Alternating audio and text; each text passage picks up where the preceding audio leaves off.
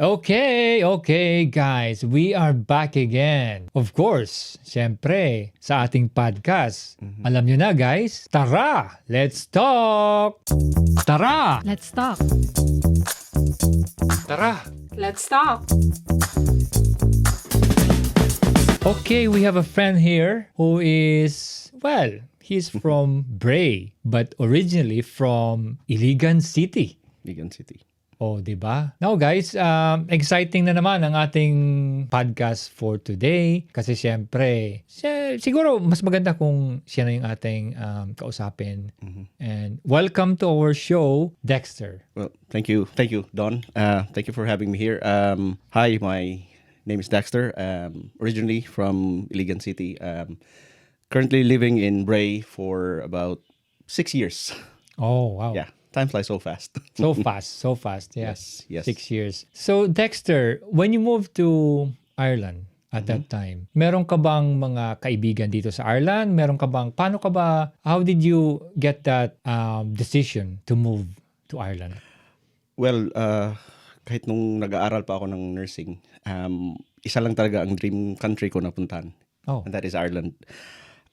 We have neighbors who arrived in Ireland. As far as I know, the first Filipinos that arrived in Ireland are from my hometown. And then, isa sa, I think, inaanak ng nanay ko sa kasal. Sinabi niya na, why not, kung mag-nurse daw ako, try Ireland. Tapos, did my search. Tapos sabi ko, maganda ang Ireland. Una, bawal ang handgun, so which is safe. Yeah, safety, yeah. Parang yung inisip ko, safe pala ang Ireland. Tapos, nakita ko yung pag-asenso ng kapitbahay namin. So, nainganyo rin ako na, I'll try Ireland. So, yun yung nag-push sa akin na mag-Ireland. Wow, that's amazing, isn't it? Prior to moving to Ireland, meron kasi siyempre sa ngayon, meron tayong internet, Google, kaya pwede mo ring i-research, di ba, nung panahon na yon. Pero ang kinaganda sa'yo is that yung nakikita mo mismo, yung kapitbahay mo. Yes. Di ba, ganon? Oo. Pero ano bang thought mo pa sa Ireland before? Parang meron ka bang, of course, siyempre gusto mo lumating. Pero meron ka bang iba pang alam about Ireland at that time?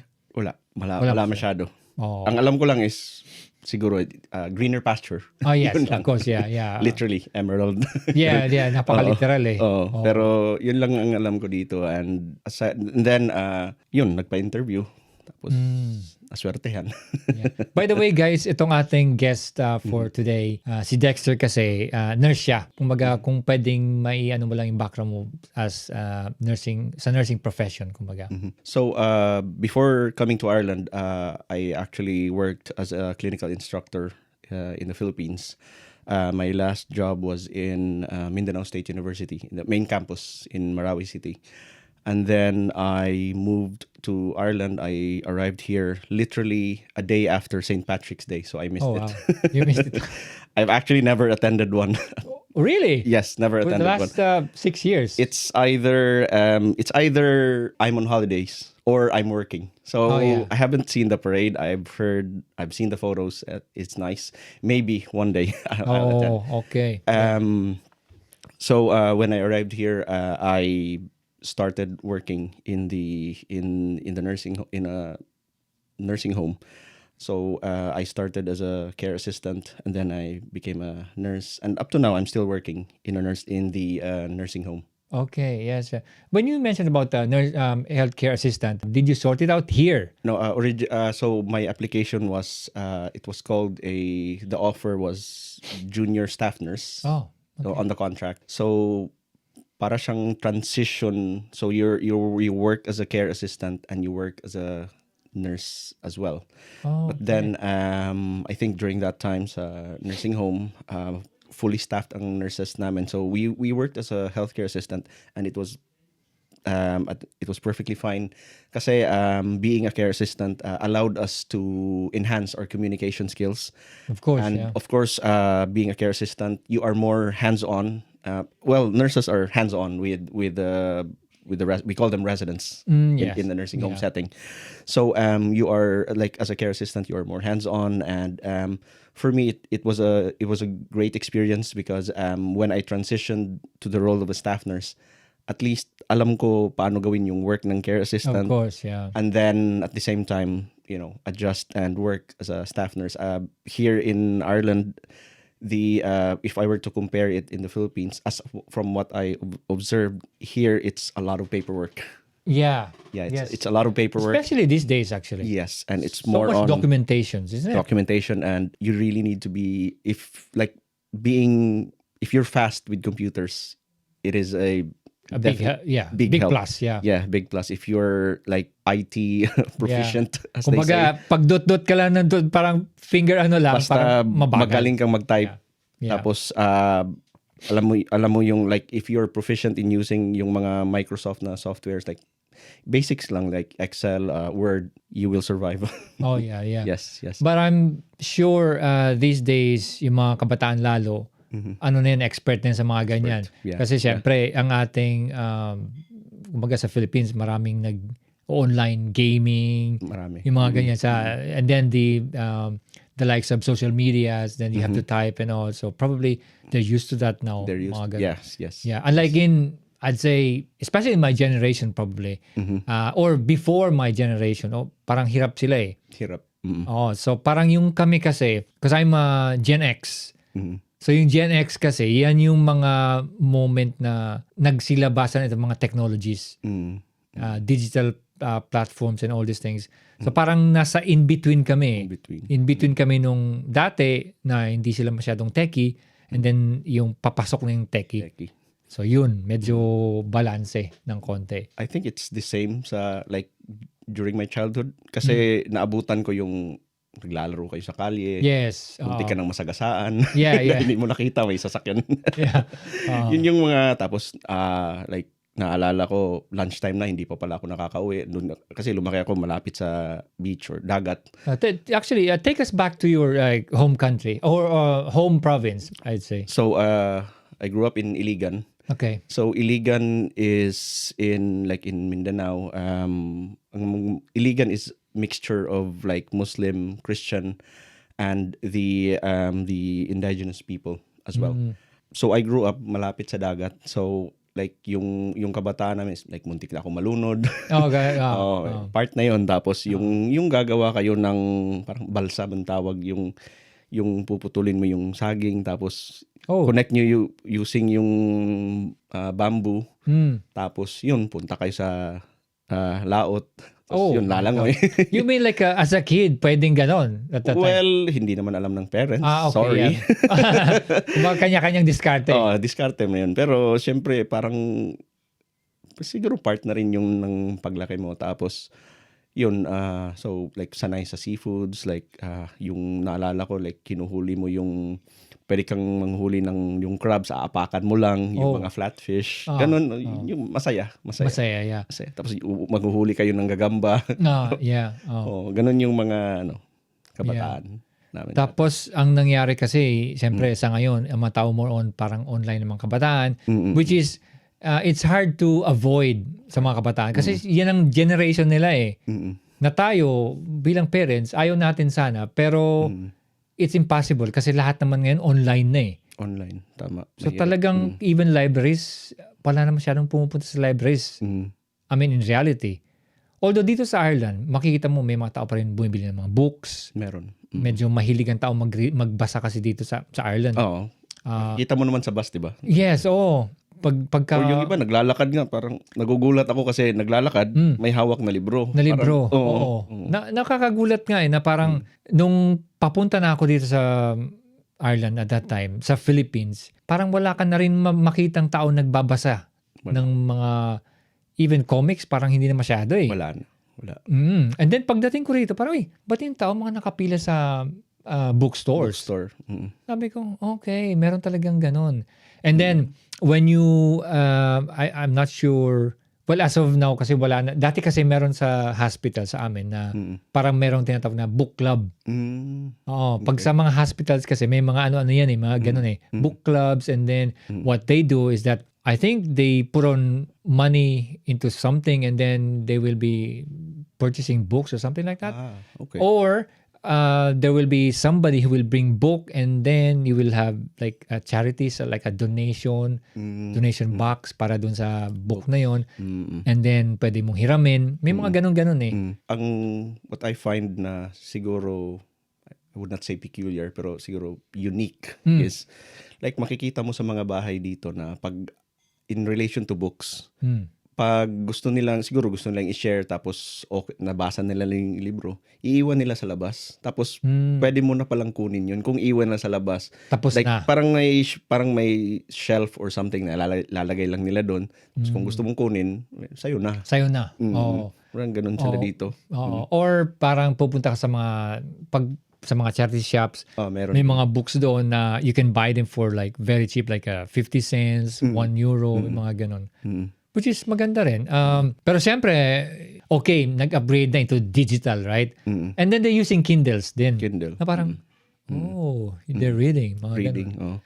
May residente nga kami na gumagamit ng Kindle. Sabi ko, wow, parang, parang, oy, ayos ah. Ayos to. Parang, kumbaga, nagbabasa pa din kahit yung matanda. They're siguro enjoying retirement. Basa-basa lang. Mga ganun.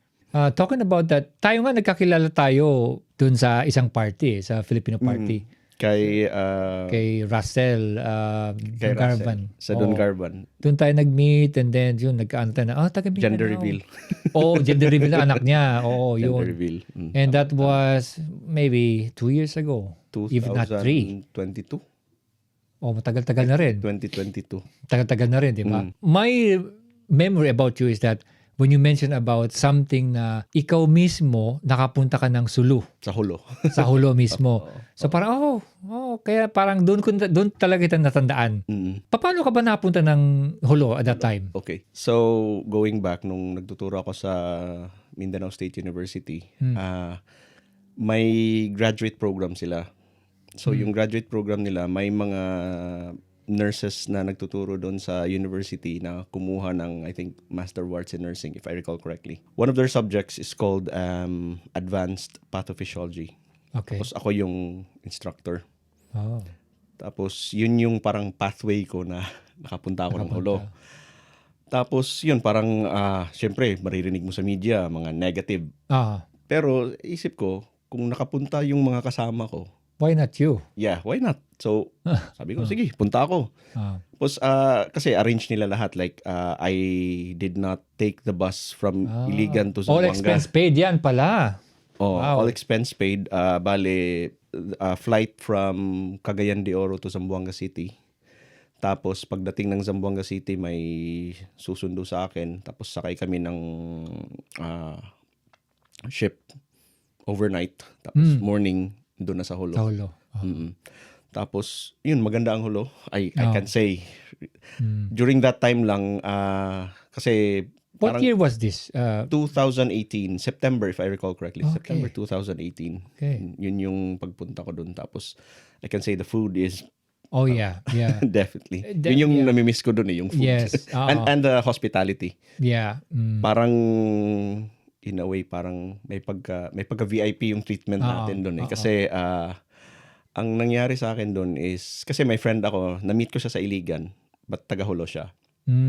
So nag-send ako ng message sa kanya na andito ako sa Hulo, any chance na magkita tayo. He's in the military. Okay. So kasi nasa Intel siya. Is it okay? Hindi ko naman papangalanan. Baka naman dyan. Hindi ko papangalanan. Okay. So siya at saka yung body niya pumunta sa campus.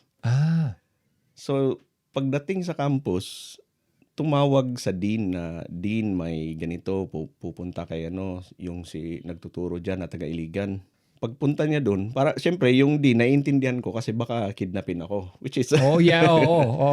Tapos, tinanong nila ako, kilala mo ba to? Sabi ko, yes, kilala ko yan.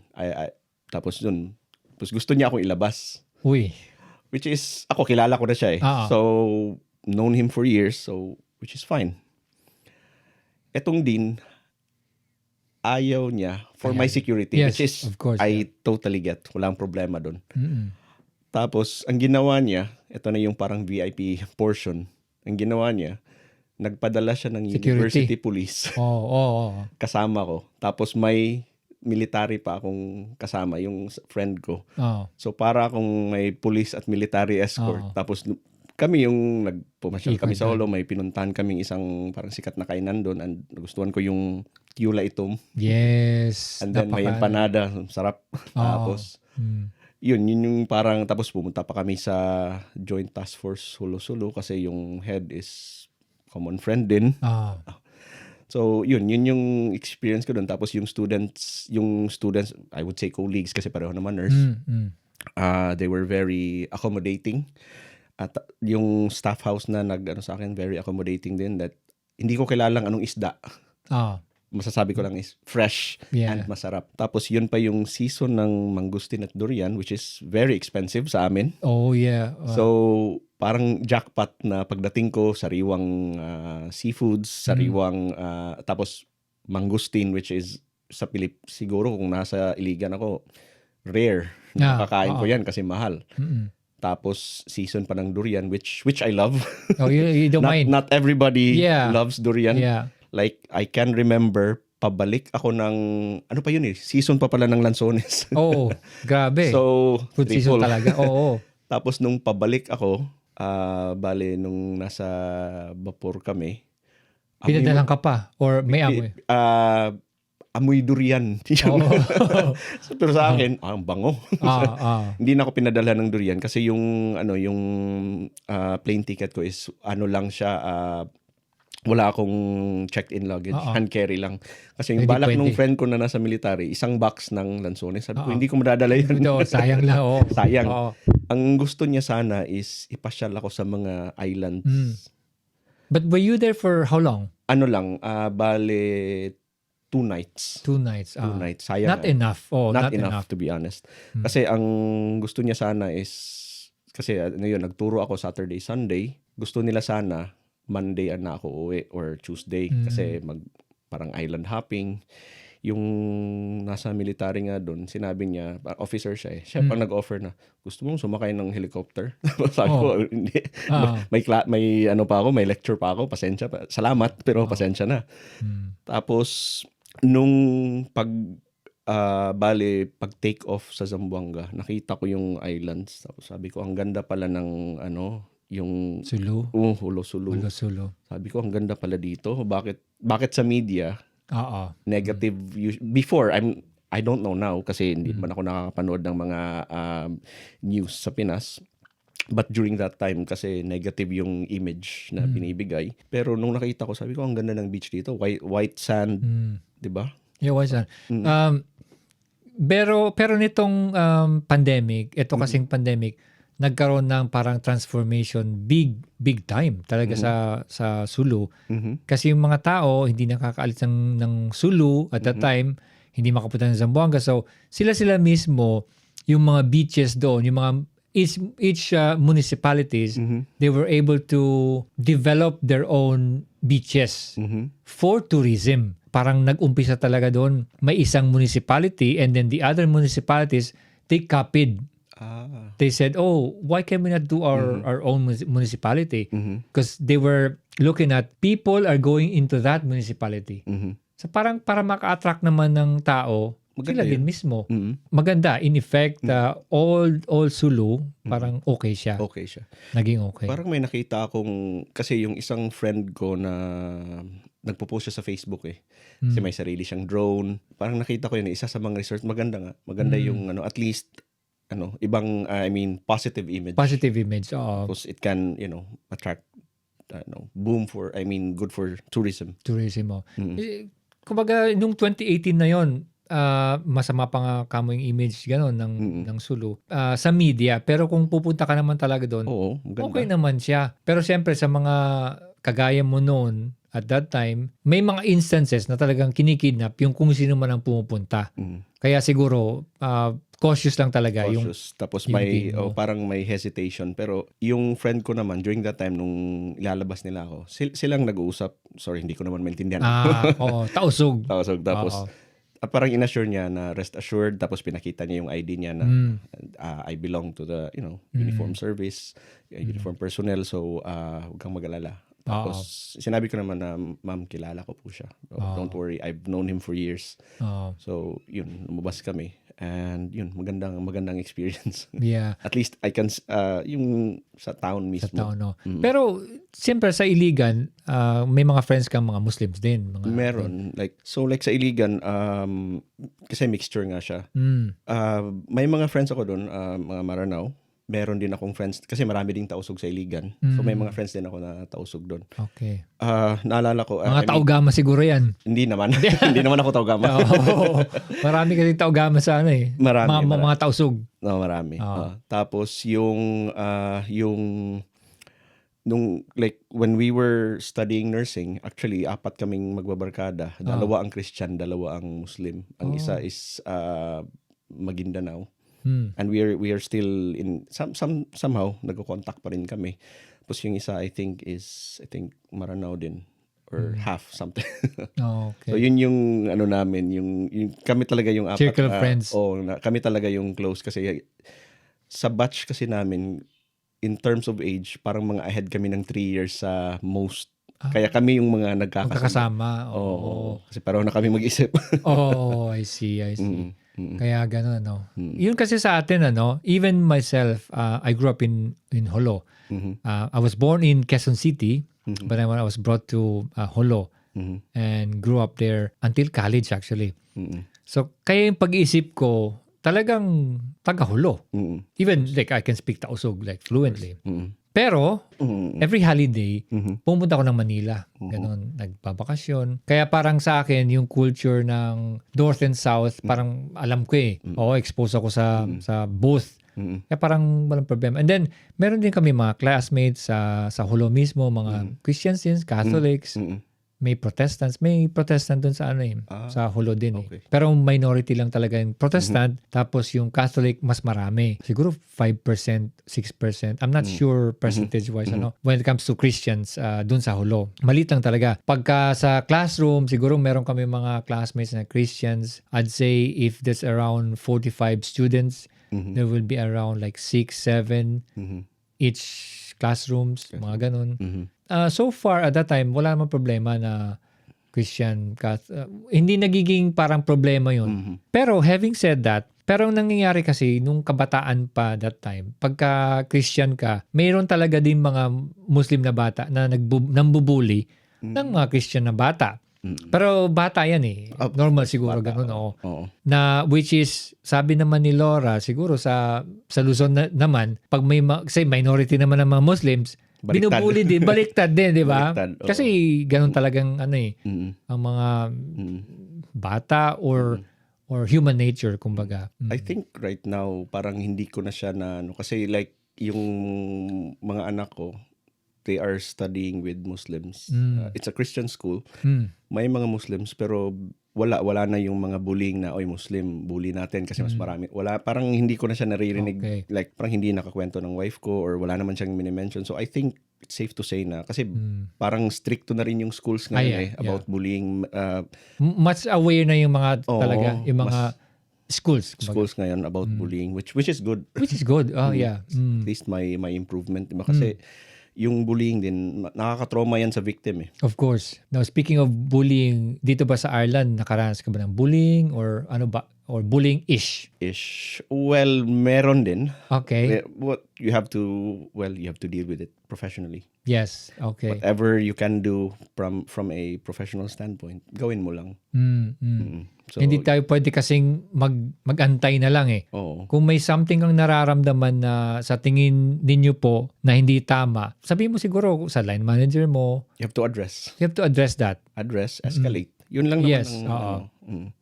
I mean, hindi mo siya, like, you cannot avoid na, or it could happen to you. Although, hindi naman na everyday, pero it might happen. So, dapat alam mo lang kung ano yung gagawin mo. Like, you have to ask around, okay, ito yung nangyari. Like, what can I do? Or paano ba natin i-address to? So, yun lang. Yun. Ganda. Tapos, when you moved in here, paano ba yung, na-meet ba naman yung expectations mo na pagtingin mo sa Dublin, sa Ireland? Well, kasi pagdating ko dito, you have this, mixture of being homesick. I mean, mixture of loneliness and of course excitement. At the same excitement to the new role.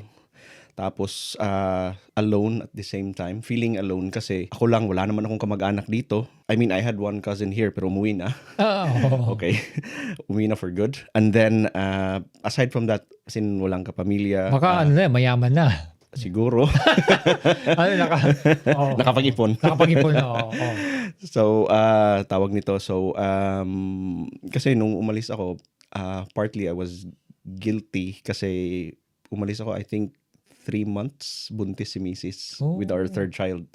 So, parang yung guilt mo na, wala ako dyan. Yeah. To be hands-on. Of course. Kasi nung andun ako sa Pinas, mas gusto ko yung pag-off ako, yung hands-on with the kids. Tapos yung part na yon na ma-miss mo. Pero I prayed for this na sana pag makapunta ako ng Ireland, I will be a better provider to my family and hopefully in the future, dalhin ko sila rito. Of course. So yun lang naman, simpleng pangarap. Yun na, coming here, yun yung feelings. Tapos, but generally more on excitement. Nung paalis ako, sinabi nga nila na yung first time mong umalis, hindi ka malulungkot masyado. Pero yung second time, and that was like true story talaga na. That was hard. It was hard because like yung alam mong okay, another 1 year na malayo sa kanila. Yun yung mahirap eh. Sabi ko, mas mabuti, tama sila na mas mabuti yung first time mong umalis ka, hindi mo masyadong ma-feel na malulungkot ka. Because kasi parang may yung expectation mo, ang daming tumatapos sa utak mo prior coming the first time. Na pagdating mo rito, parang naging busy ka.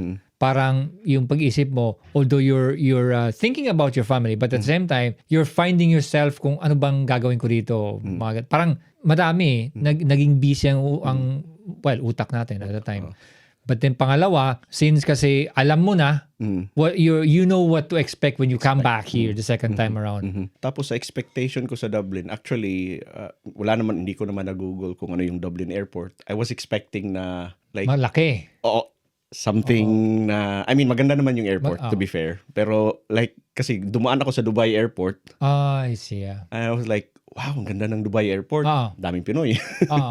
Tapos, pagdating ko ng Dublin, parang, eto pala yung airport dito. Parang, I was expecting na parang same sa Dubai. Yung standards, oo. Kasi sa Dubai, makikita mo yung parang gold na palm tree. Na, mas malaki. Malaki, oo. Mataas ang high ceiling. High ceiling, oo. So, pagdating ko dito, sabi ko, maliit pala yung airport nila compared sa, pero maganda rin yung airport. Malinis. Tapos, actually, maganda na nga yan eh. Pagka, Emirates ka? Emirates. So, maganda na yung airport dyan. Kasi yung Terminal 2 ba yan? Terminal 2 ata ang Emirates. Yun. Terminal 2. It used to be just Terminal 1. Okay. Sipin mo, Terminal 1, napakaluma. Tapos, ang igsi lang. Parang dyan ka lang. And then, there's nothing much in it. Parang pipila ka lang. Ganon. Kasi itong Ireland, bago lang naman to naging talagang matayog. Naging successful when it comes to economy. Siguro mga 40 years ago lang, nag-start sila na tumaas. So parang pag makikita mo doon, mabilis. In fairness naman, mabilis yung takbo nung pag-angat ng economy. Pero at that time, 40 years back, ano lang din to mga tao, hirap din dito Laid back or something. When it comes to mismong pamumuhay, sabi nila talagang ano din daw I'm not sure kailan yung nangyari na Celtic Tiger, something yun.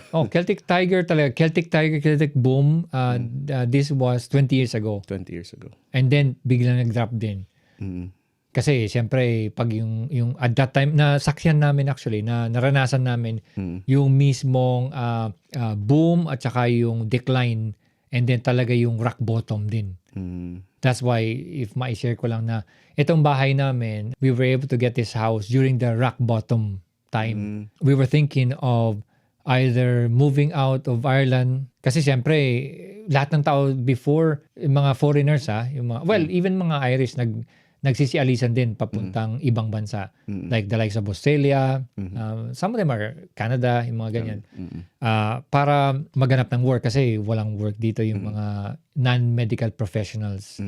Mga sa restaurant lang parang nawalan ng trabaho yan eh. Kasi siyempre yung industry bagsak lahat. And then yung bahay namin, ito, naswertehan kami at that time. That was 2012 when we got the house. And that was like rock bottom. So all the prices, they're like, wala ka nang makuha pang mas mura. Good thing, after that, mga 2 to 3 years after, taas ulit ang economy sa Ireland. Kaya yung mga pagdating nyo dito, parang, uy, okay na naman. Okay, oo. Diba? Ano yung mga situation na pagdating mo rito? Sino ba yung una mong mga na-meet na tao? May mga groups? Mga ganun. Literally talaga yung pagdating ko, Pilipino talaga yung na-meet namin, si Erwin Bonifacio. So, yung company na pinagtrabahoan ko, which is I'm still under right now, it's called Virtue Integrated Elderly Care. They have a recruitment agency called Empath, and one of their agents was Erwin Bonifacio. Okay. So, dalawa yung sumubong sa amin, one Irish and one si Erwin. The thing is, lahat kami sumakay sa sasakyan ni Erwin kasi takot kaming magsalita ng English kasama ng Irish. Siyempre. Oo. Kasi first time mo, kinakabahan ka. Of course, yeah. Tapos, so lahat kami, sumabay kami sa kanya. Tapos siya yung guide sa amin. Like, anong bibilin. Like, sinabi niya, bili kayo ng SIM card, bili kayo ng Leap card, which are essentials here. Yeah. Tapos, yun, siya pa nga yung naghatid sa amin sa day ng theory test namin. Tapos, nung nag-prepare kami for our OSCE, siya din yung naghanap ng makakatulong sa amin. Okay. So, is he like a nurse as well, no? He is, ang alam ko, he is a nurse by profession. Parang naging director of nursing siya in one nursing home, which I can't remember. Oh, yeah. Tapos yun, sinabi niya rin sa amin ano yung pamumuhay dito.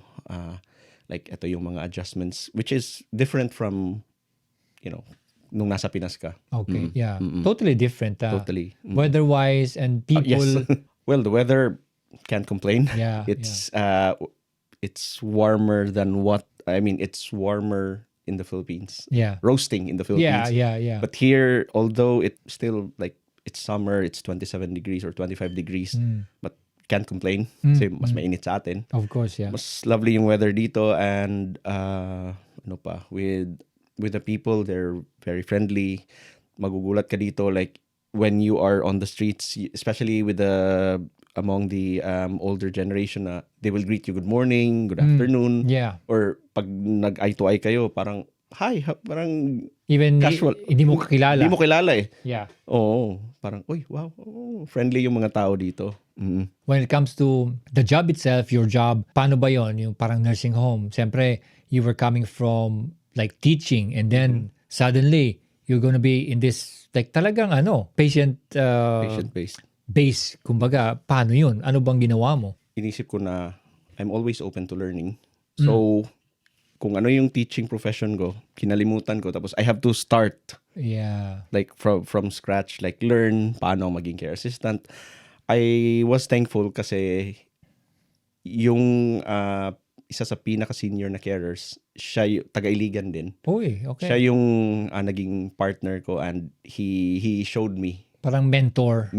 Siya yung nag-mentor sa akin paano ang trabaho sa care assistant. At least, hindi ako nahirapan sa pag-transition. Kasi tinuruan niya ako na, okay, ganitong gagawin natin. So, what I learned, even as a care assistant, is dapat kilalanin mo talaga ang residente. Ano yung preferences nila. Okay. Para mas madali mong magawa yung trabaho mo. Kasi, like, it's called person-centered care. So, dapat kilala mo talaga yung residente. Alam mo yung preferences niya.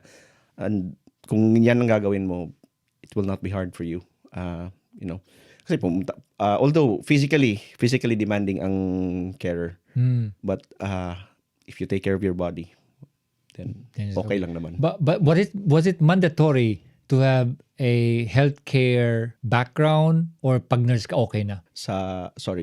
Like prior to coming over kasi HCA yung job, so kailangan ba sa Philippines may course kang kukunin muna or training or something? No, kasi or pag nurse ka okay na? pag nurse ka, it's okay kasi I think there's an equivalent na parang ano bang tawag doon, parang FETAC level or something. Okay. So kasi nurse ako sa Pinas, so okay na siya pagdating dito. Diretso It ka doesn't na. matter what's your like actual things that you were doing before, like clinical instructor. Wala. Ah, Kasi okay. during the interview, sinabi ko sa kanila na wala ako sa hospital. Oh. This is my experience. Yeah. I am in the teaching profession, but I am handling student nurses. And I can see, tapos ang exposure namin, like, ako during that, especially in my Sa last clinical area. clinical Nagtuturo. area, like, I was supervising students in the Hospital. operating room, Yeah. Oh, yeah. emergency room, at saka yung sa wards. Yeah. Kasi nasa Marawi City ako that time. Kasi lalaki. Hindi ako pwede sa delivery room. So, yun lang yung area na Yeah. understandable Yeah. yun. Oh. Pero but most of the areas we were na allowed like I was there, especially ER. Ganda yung ano sa ER, yung action. Action, oo. Kasi parang pag clinical instructor ka, especially pag nasa field ka, ano ka din eh. Kasi siyempre yung mga students mo, you're just, you're supervising them and then the students were just doing something that is, hindi naman, minimal lang eh.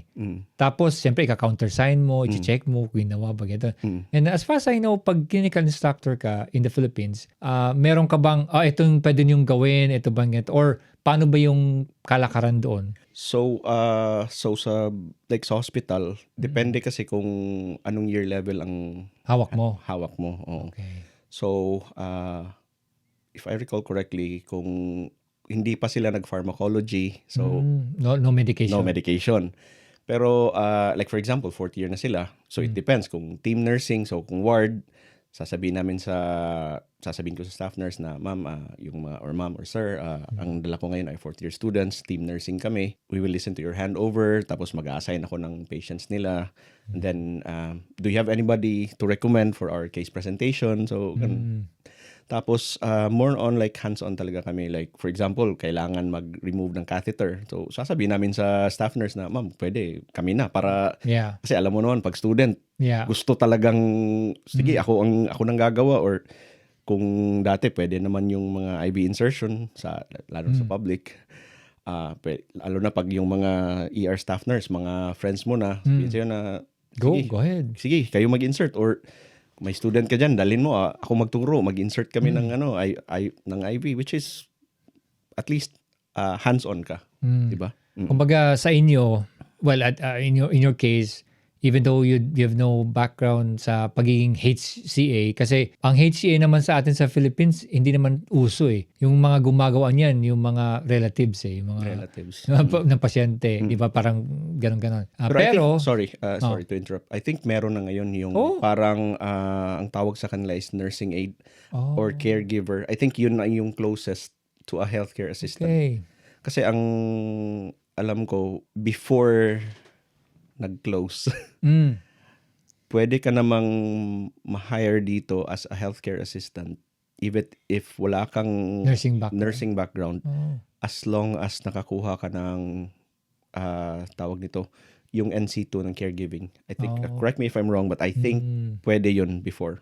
Okay. Maybe, ano yan, siyempre bago yan. Bago. Sa amin, hindi namin Kasi may mga ano na rin sa atin eh. Like, before ako umalis sa Pilipinas, pag nagsusupervise ako ng student sa ward, may tinatawag na nursing aide. So, sila yung, let's say, masyadong busy si staff nurse. So, pwedeng sila nang kukuha ng vital signs. Oh, I see. Yun yung mga role nila. Like, kuha ng vital signs or like, mag-drain ng catheter, ng urine bag. Ganun pala, no? So, parang yung progress din at saka, siyempre, inisip din siguro sa Philippines na kumbaga kung may ganung mga trainings, then that will add on to the possibility of getting them jobs abroad. May isa nga na ang background niya was nagulat na ako kasi sinabi niya, alam mo naman sa culture natin. Yeah, magtanong diretso eh. Na sa culture natin kasi is, hindi uso ang nursing home. Yes, oo. So nung sinabi niya na nag-work ako sa nursing home, sabi ko, sa Pinas, sigurado ka? Tapos sabi niya, it's in somewhere in Metro Manila. Sinabi niya na may nursing home daw. Sabi ko, very good. At least may idea ka paano yung trabaho. And hanggang ngayon, yung si kabayan natin, andito pa rin. Siguro sa mga ano yan, yung mga, siyempre mga elitista, yung mga ganyan. Siguro. Kasi siyempre mahal magpa-nursing home, magbabayad ka. Oo, Especially sa like Philippines. mahal. Oo, ganun. Pero when you were here, let's say medyo, you were doing your job and everything like that, and you become a nurse, was the transition hard or harder or easier? Or how was the transition? Hindi ko naman siya masasabing easier or harder. Pero, ano kasi, if you have the right mentor, I mean, being a nurse is mahirap, lalo na sa nursing home. Especially like ako, hindi naman ako like staff nurse sa Pinas. But I would say, kasi yung naging mga mentor ko is magagaling. Tinuro nila sa akin na, okay, ito yung gagawin mo. Like, the important thing is you manage your time wisely. Kasi ang tinuro nila sa akin, if you are paid to work 8 to 8, dapat by 8 p.m. nakaalis ka na. Oo. You would see in, lalo na sa nursing home, yung mga nurse, lalo na pagbago, umuwi 9, 10, hindi na bayad. Tapos sinasabi ko na, like, nung ako na yung parang senior nurse, sinasabi ko na, look, manage your time. I can teach you. So, ganun din yung sinabi sa akin ng mga naging mentor ko na ganito ang pag-save ng time. Like, initially, check mo yung diary para makapagplano ka na anong gagawin. You can prioritize para pag uwi mo, I mean, makakauwi ka talaga ng On time. On time. With regards to the nature of work, yun din tinuturo nila na dapat kung ganito, for example, may appointment, like one of the siguro mistakes na nangyari sa akin is, hindi ako nag-check ng diary, bago ako noon eh. Tapos yung partner ko is a senior nurse. Hindi ako nag-check ng diary, may appointment pala. 10 o'clock, nagbibigay pa ako ng gamot. Buti yung partner ko, parang alam niya na, ay, okay, bago to. So, siya na yung nag-prepare. Tapos, kinausap nila ako na, in a professional way, sabi niya na, next time, kung pwede, check mo muna yung diary para alam mo na you can organize yung appointment ng resident kasi kung magagalit ang pamilya niyan, lagot ka. So, learning lesson talaga. Learning, oo. Kaya, dun, thankful lang ako na kasi yung mga senior nurses namin, magagaling. Na, I mean, wala na sila sa nursing home ngayon. Nag-transition na rin sila to another field. Tapos, yun, hanggang ngayon, pag nakikita ko sila, thank you sa mga tinuro mo. Yan ang maganda, di ba? Sa mga audience natin, yung nagbabalak at saka mga bago pa lang, kailangan talaga, ito, learning lesson to din sa kanila. Yung mga ganyan. Kasi may mga bagay kasi na hindi mo alam prior to coming over or even you're already there, na parang baka may ginagawa silang medyo, hindi naman sa mali, pero kumbaga off timing. So ito yun, yung mga ganitong bagay, which is napakaganda. Now, while you were here, parang bumabalik siguro yung pagiging CI mo, I think.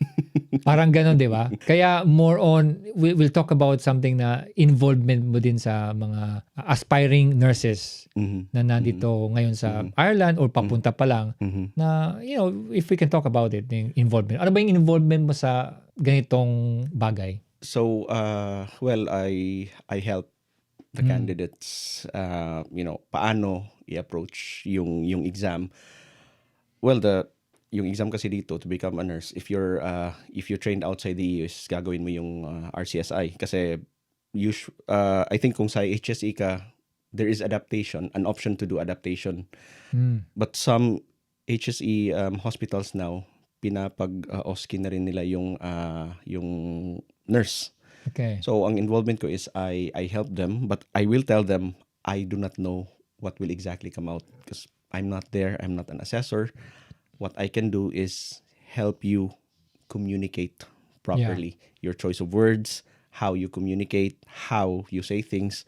Ganun yung mga tinuturo ko sa kanila. Tapos pag tinatanong nila ko like how to simplify tong ganitong sakit, may ginawa akong parang Google Drive and it's like multiple PowerPoints. So andun yung common topics ng mga sakit. Tapos sinasabi ko sa kanila na huwag kayong mag-dwell sa pathophysiology because that is not the goal of the exam. If you can simplify a disease in 1 to 2 sentences, then you're good. Kasi in the actual scenario, ganun din naman. Yeah. You don't have to be technical sa isang pasyente. Correct. Because you need them to understand. Because that's the goal of teaching, na dapat maintindihan nila tinuturo mo.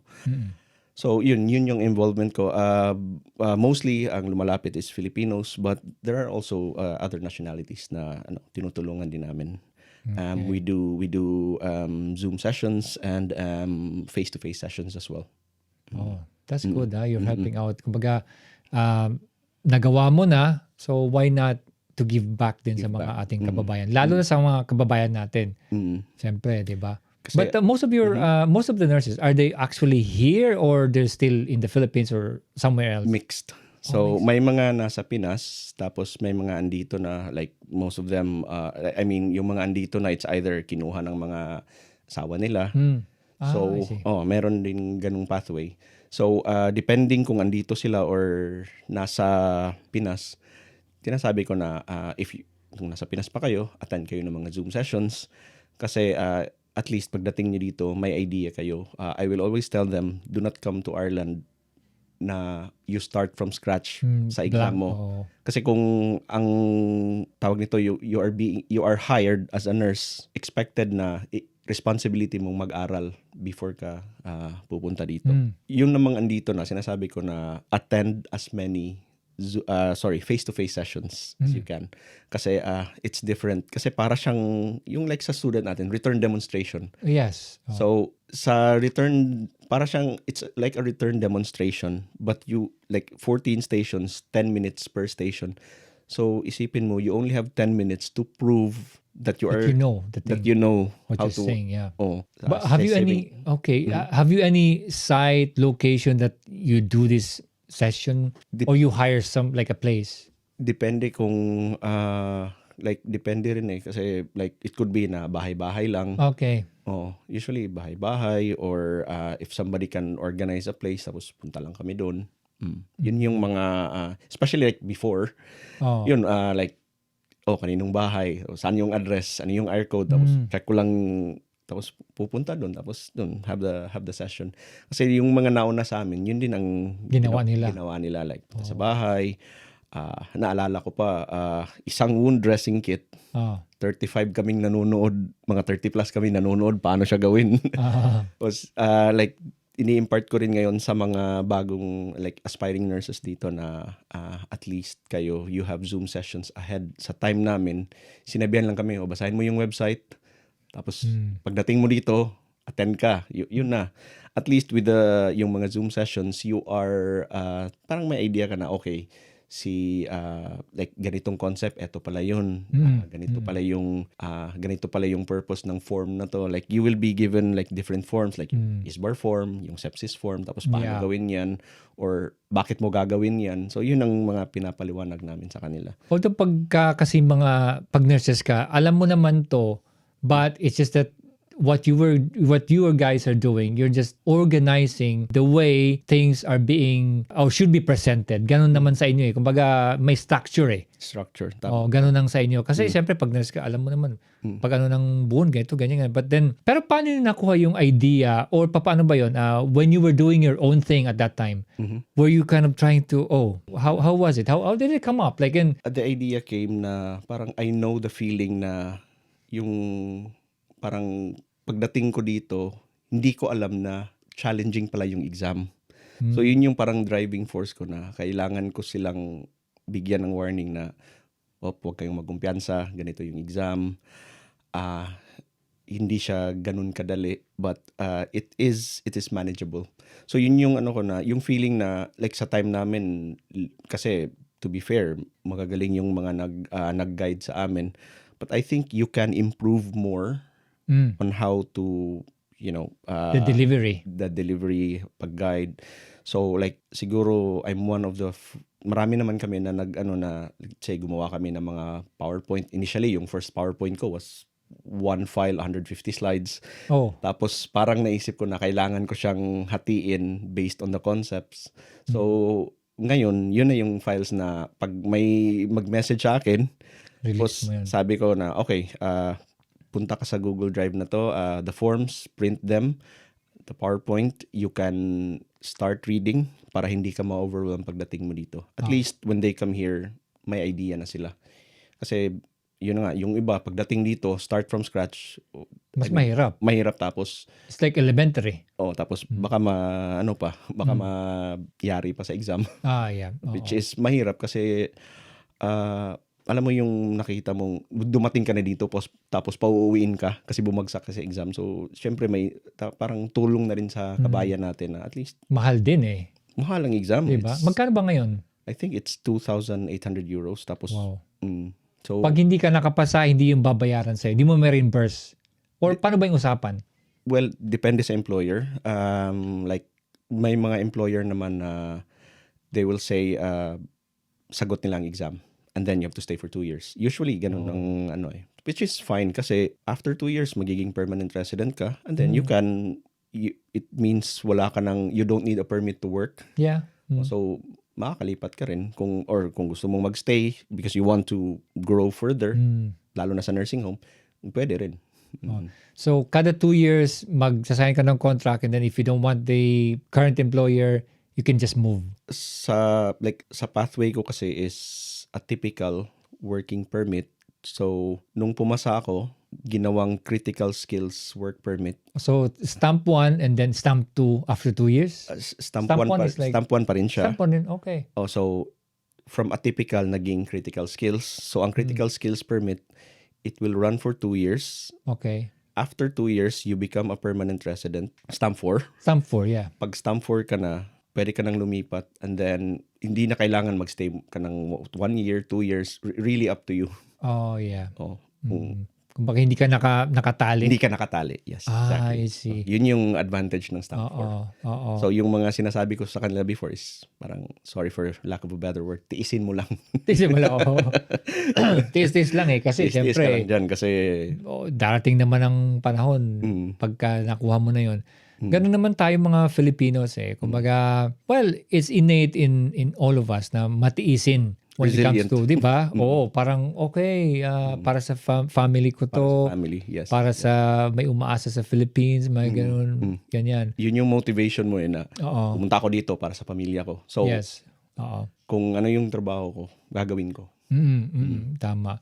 But when it comes to parang konting ano lang tayo sa reality, pagka kasi may mga work na tayo dito sa Ireland, yung mga nasa Philippines pa, parang iniisip na, oy, okay, greener pasture. But when you actually arrive here, especially these days, medyo yung cost of living mataas na rin. Taas, tama. So kailangan maging aware din ng ating mga kababayan na dapat din, parang expectation nila na, uy, makakaipon ng marami. Depende talaga sa ano mo din, pamumuhay mo, syempre, at saka depende sa kung saan ka dito sa Ireland. Yes. Malaking factor yun. Malaking factor. I would say, well, hindi madali. Kung nasa Pinas ka, you get like a lot of help families. Dito, hindi naman na you're on your own, pero basically gusto mo maging independent dito. And yes, the cost of living is high. Kaya parang ang pag-uwi mo ng Pinas, parang manghihinayang kang gumastos kasi alam mo saan galing. At yes, hindi siya kasi nakikita kasi ng mga kabayan natin sa Pinas is, uy, andun sa pumunta ng Spain, pumunta ng uy, ang sarap ng buhay doon. Kasi hindi naman natin pwedeng i-post na nagbibigay ka ng gamot. Hindi, nag-uugas ka ng ganito, di ba? Hindi naman pwedeng ipakita. Hindi mo naman pwedeng i-post na pinagalitan ka ng pamilya. Kasi ang nakikita lang kasi nila is kung ano yung nasa social media. So akala nila madali. But actually, like, to be honest, hindi siya madali. Like, I think to leave your home country and, start a new life here, It's tough enough, kumbaga. Dapat, aside from being physically tough, dapat mentally and emotionally and isasali ko din spiritually, tough ka talaga dito. Kasi, or healthy. Iba. Iba, oo. Iba yung dito, yung pamumuhay. Pamumuhay. Kasi paglipat mo pa lang, yung mismong environment, there's something with the environment na parang, ito kasi pansin ko ngayon, dahil sa dami ng mga mga kasamahan natin, mga Indian nurses na nagsidatingan, sila, bulto-bulto kumbaga. Doon mo makikita na lahat halos nagkakasakit kasi nanibago sa environment. So kasama yun sa paglipat natin, yung mismong, gaya ng sabi mo, yung health. Health, yes. Yun, 'di ba? Parang especially sa umpisa, yung stress ka, tapos syempre pag stress ka, yung immune system mo babagsak. Mm.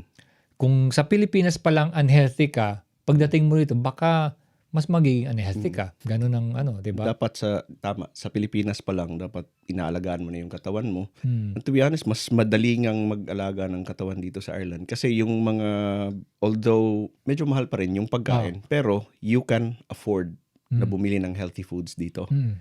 Like for example, blueberries. Sa atin, blueberries. Ay, Oo. Apple pa nga lang, mahal Apple, na eh. mahal na. Dito, apple. Punta ka lang like sa Dublin, dito sa may Cabintili. Yung apple, pwede mong Puluti, ano lang, Oo, pitasin lang. Pitasin mo lang, pwede na eh. Tapos like, yun nga, although mahal dito, pero yung tawag dito, you can afford. Like, kung gusto mong mag-switch to like, tawag nito, like pag fruits ka, mag-smoothies, tas lagyan mo ng mga flax seeds, chia seeds, which I think mahirap sa atin i-purchase. Correct me if I'm wrong, mga kabayan, kasi Oo. 6 years na akong wala sa Pinas. Pero mahal yun sa atin eh. Parang Tapos pagkain mayaman, sabi nila, di ba? Oo, Pag pero sa Pinas. dito, simpleng, kahit ikaw na hindi naman tayo mayaman, pero at least na-afford natin. And dito, kung gusto mong mag-running, safe ka kasi may mga magagandang park. Yes, oo. Kung gusto mong mag-bike, kaya mo rin ditong afford yung lifestyle kung gusto mong mag-bike. Although may mga kabayan naman tayo sa Pinas na kaya nila, pero mas ma-afford mo dito yung healthy lifestyle. Oo. Kasi parang dito, pag nakita mo yung mga tao, parang sabay-sabay lang yung pamumuhay. Mm-mm. Di ba? Parang, okay, sabihin natin, may mayaman talaga dito. Meron. Mm. Pero, karamihan ng tao, parang sabay-sabay lang na pag titingnan mo yung pamumuhay ng tao dito, pag kumpara mo sa Philippines, parang mayaman. Mm. Pero hindi naman. Hindi. Oo. Kasi yun ang normal dito na ang tao kumakain sa labas, if they have time or something. When it comes to sa hospital, yung mga staff sa hospital, doctor man yan o kaya nurse, porter, yung kinakain parehas lang. Parehas lang. 'Di ba? Kaya yun ang isa rin sa mga nagustuhan ko rito na parang pantay-pantay eh. Pantay. Oo. Ano sa tingin mo? I would agree. Kasi like sa atin, nakikita mo lang yung steak sa mamahaling restaurant. Yes. Oo. Dito, punta ka sa grocery, by 6 euro ka or 5 euro. Makakain ka na ng steak. Oo. Tapos minsan nagsisale pa. Sale pa. Oo. At least yun yung parang maganda dito na ano yung mahal sa atin. Like sa atin, hindi ka naman like lechon manok. Sa atin, medyo okay, sahod ko ngayon, bili ako. Dito, pwede kang bumili ka ng manok, ikaw nang mag-marinate, lagay mo sa oven, o di may Oo. ma-afford mo na siya. Yes, yeah. Oo. Tapos, yun na, mga, ano pa bang mga pagkain na medyo mahal sa atin? Lahat ng, sabi mo ng, yung makikita mo dun sa mga shopping malls na gino-grocery ng mga, sa mga rustans, yung mga ganyan. Dito, yung mga yun, parang ordinary lang. Ordinary lang. Oo. Like yung bago akong dating dito, nagugulat ako na, uy, grapes. Sa atin, grapes, makakain ako, New Year. Yun lang. New Year lang ako makakain ng grapes sa atin kung may budget. Dito, kung gusto mong araw-arawin, Pwede. why not? Diba? Yun nga eh. Sa tingin ko parang, hindi pa sa Philippines, parang mas mahal pa yata sa Philippines na ngayon eh. I think, O depende din naman sa Depende. klase ng food. depende rin. Or kung saan ka. Kung saan ka. Probinsya, Yun din. yung mga ganun. Factor din yun kung saan ka. Oh yeah, Doon ba sa province niyo, even currently, medyo okay pa rin ba yung pamumuhay? Ano bang ano? I think okay naman. Pero I mean, mahal din. Like, sabi ng parents ko na, oy, mahal na ngayon ang kilo ng karne, like kilo ng pork or kilo ng manok. Or depende kung minsan sabi na, uy, pati yung isda, nagmahal na rin. Parang, Gulay? Gulay, so far sa mga alam ko, parang okay naman. Mas mahal ba yung Pero, gulay doon or meat, mga ganyan? I think ang gulay is affordable naman. Okay. Kasi dito, depende rin sa klase ng gulay. Pero Depende. actually dito lang ako talaga napapasalad eh. Kasi sa Philippines naman, hindi man uso yung salad sa atin eh. Parang salad sa atin, parang gatiting lang pagka may ano sa mga wherever you're going, palang coleslaw pa nga lang din ang parang salad sa atin eh. Hindi yung parang salad talaga eh. Yung proper na. Oo, di ba? Although may mga restaurants din na siyempre pag pumunta ka, yung proper restaurants or sabihin mga buffet, may mga salads. But then, generally speaking, ang mga Filipinos talaga hindi masalad. Hindi. 'Di ba? Kaya parang kung isipin mo, napaka-unhealthy ng ating pagkain or way ng pamamaraan ng pagkain. Well, generally, parang yun talaga yung description sa pagkain natin eh. Kasi deep fried. Yeah. Oh, yeah. Deep fried yung pagkain natin. Although, masarap, lumpia. Oh, Diba? masarap. Deep fried, masarap. Pero pag nasobrahan ka rin, mahirap din. Mahirap din. Tapos, ano pa ba? Like sa atin, generally, ang pagkain ng Pinoy is masyadong matamis. Oo. Or, I mean, We were just talking about something that matamis kanina. 'Di ba kanina nag-ano tayo, avocado. Ay, oo. Brunch tayo kanina. Brunch. Oo. Kasi sabi natin sa Philippines ang avocado Dessert. 'di ba? Tapos nilalagyan pa ng Condensed milk. yes, tapos may asukal pa nga eh. Sukal yung iba. 'Di ba? Tapos dito, parang magugulat yung mga puti. Pag sinabi mong ang avocado sa amin is dessert. Tapos sila is, hindi, breakfast yan dito. Nakikita ko pa nga, toast, avocado, tapos may itlog. I mean, like sunny side up. Yeah. Oo. Tapos naalala ko pala about foods here. Nagulat ako nung bago ako dito. Mahal ang isda. Oo. Parang, sabi ko, isla naman to. Pero bakit ang... Yung salmon, mga ganyan. Oo, mahal. Oo. Pero at least dito, afford mo yung salmon compared sa atin. Sa oo. Kasi doon sa atin talaga, pagka yung mga ganyang klase ng food, ano talaga eh, yung, mayaman, siyempre, obviously, mayaman, ganun. At depende na lang din sa klase ng isda. Dito naman sa atin, sa Ireland, meron tayong mga, mga fishermen. Minsan pagka, din sa Dunmore East, pag napapasyal kami doon, tas may nakita kaming Filipino na parang may mga fishermen dyan. Meron. Ang dito at sa nangyayari, port, sa alam ko. mga ganyan, At Wexford yata meron din parang ganun. Anyway, nagbibigay sila ng isda. Which is like, sa kanila siguro, parang form of, syempre, tayo kasi mga Filipinos, pag nakakita tayo ng ibang mga Filipinos, parang, kabayan, di ba? Mga ganun. Like yung kanina. Di ba? Which is sa atin, magandang asal yun, magandang attitude sa ating mga Filipinos na, hey, ganun-ganon.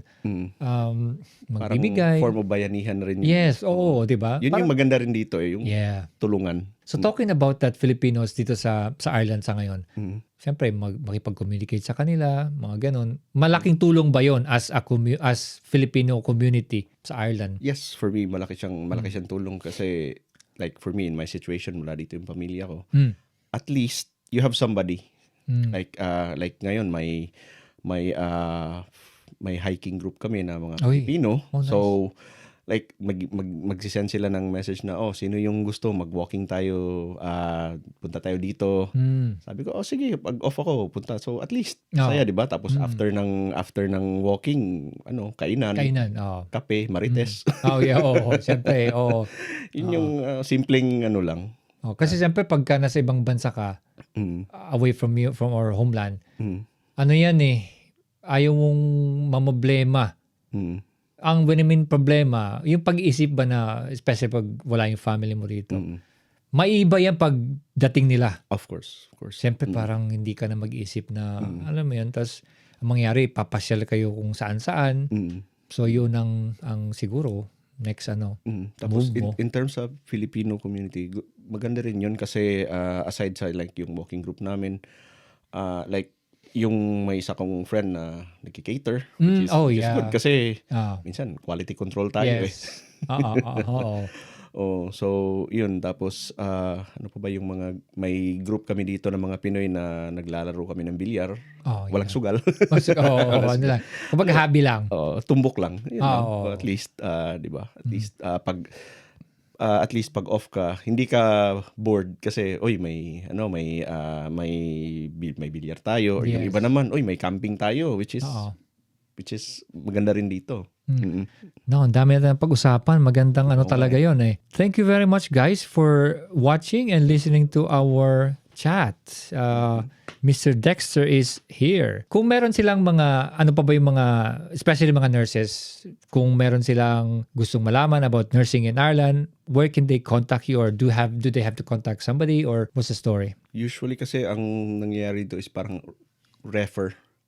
Parang nagugulat. Before, nagugulat ako na may nagme-message sa akin. Tapos sabi ko, paano mo nalaman na I'm helping? Tapos sabi na, si ganito, nag-refer.